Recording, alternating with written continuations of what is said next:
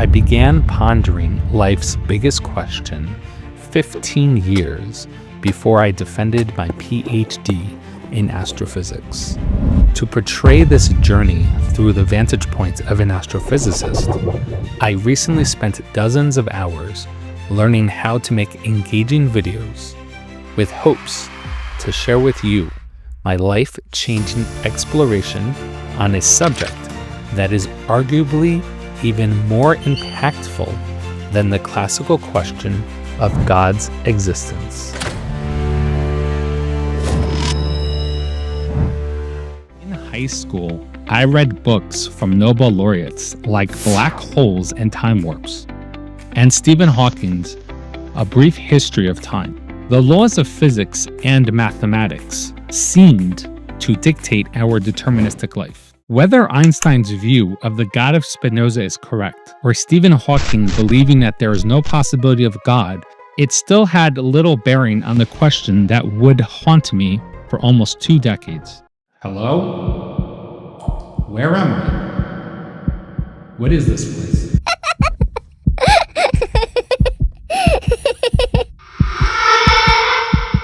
There is nothing after you die. Now you are all mine.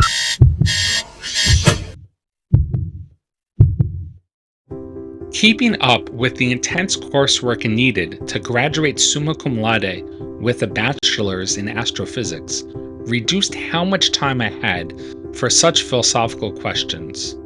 Yet, the question still lingered in the back of my mind from time to time. Moving on to graduate school, being immersed among atheists led to conversations more focused on the mundane. The one physics grad student walking around with a cross on his neck was the pariah. But I wondered, did he also think of the same question as me? Did the ramifications bother him as much as it did me? I was too afraid of the social repercussions of it becoming known that I even dared to broach such a topic. So I never mentioned it. I worried about the potential implications for his career. If I would eventually be on a university hiring committee years down the line, would I discriminate against religious scientists? How could they be objective in their research if they believed in an untestable, invisible deity? God, it seems, is not without a sense of humor. Comment below if you'd like to hear my story and how I turned from agnostic astrophysicist to Hasidic Jew. And make sure to stick around until the end of the video in order to see that link.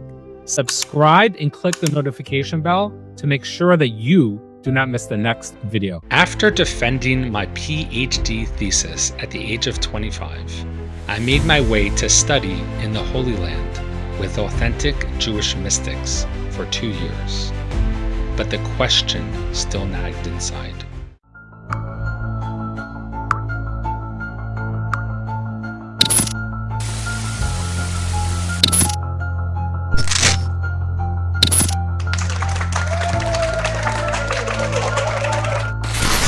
I was looking for an answer.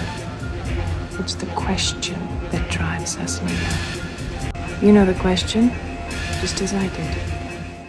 The question was, are we a temporary body with a lump of cells above our neck that generates our consciousness? Or are we a conscious soul that is controlling our body? Many of my scientific colleagues would argue the former. There is nothing special about us, and once we die, that's it. Viva la vida. My new Jewish teachers, unsurprisingly, disagreed. I needed evidence to support my new convictions. One day, we were learning a mystical discourse from a Hasidic master in its original Hebrew, where it was emphasized that when we will a movement in our body, there is absolutely no delay between the thought and action. I got into a heated debate with my rabbi. Everybody knows that first you think of moving a body part, and then your brain sends a signal through the nervous system to that limb. Angrily, I left to find scientific evidence to disprove him. I discovered an experiment from 1983 by Benjamin Libet, who devised a way to test the prediction of neurobiologist John Eccles, who believed that a person must become conscious of the intention to act before the onset of the rise in the brain's electric potential that precedes movement. Libet found a shocking result. He demonstrated unconscious activity of a finger's movement about 350 milliseconds before the human subject reported conscious awareness of the decision. Suddenly, the Hebrew text started to make much more sense. As time went on, I began to discover more research, leading to the conclusion that consciousness is fundamental to our reality, and it's not a byproduct of our brain. How would you describe where your worldview was on consciousness, and where is it now? In my about 20 years working with neuroscientists, what I kept bumping up against was this realization that this assumption we've made about consciousness being connected to complexity and arising at this very high level of information processing, that the intuitions we have for making those assumptions are actually false intuitions. And they're intuitions that we know to be false based on modern neuroscience. The implications are grand. It doesn't seem that this world we live in is the fundamental truth, but rather consciousness is, and that transcends the world that we see with our physical eyes. Well, I thought of myself as a little object in space-time, and the death of the body is ultimately the death of me. And now it's, well, our best science says that this is, my body is just an icon in a headset. So in some sense, it's just an avatar. This body is just an avatar. It's not. And so death is more like taking off a headset. Donald Hoffman is a cognitive psychologist and professor emeritus at the Department of Cognitive Sciences at the University of California, Irvine, where parenthetically, I received my PhD.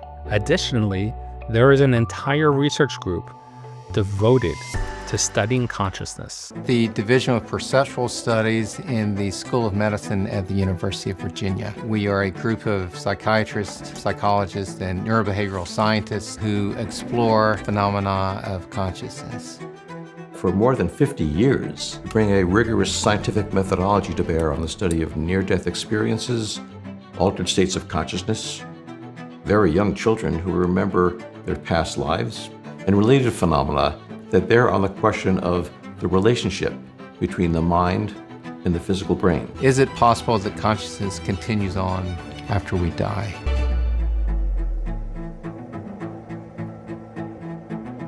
Now that we've established the existence of the soul, the next question is, from where does the soul originate? The most natural answer is that it comes from God. But how do we know God even exists? Click here to learn an irrefutable proof of the existence of the personal God of the Bible.